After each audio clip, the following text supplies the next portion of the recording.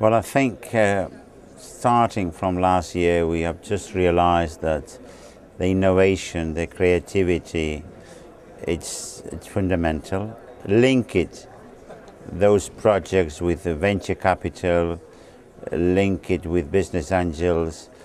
It's the best way to make those previous projects to grow faster. I think HIT is a marketplace for innovation, for creativity, and it's the adequate place to make the business people meet together and make things happen faster.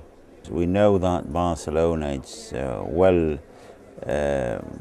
branded in terms of tourism, in terms of quality of life, in terms of destination. What we want is to move a step forward in the idea of a place also to do business, a place, as we say, to do it, right? A place that you can also come here not only to enjoy, but also to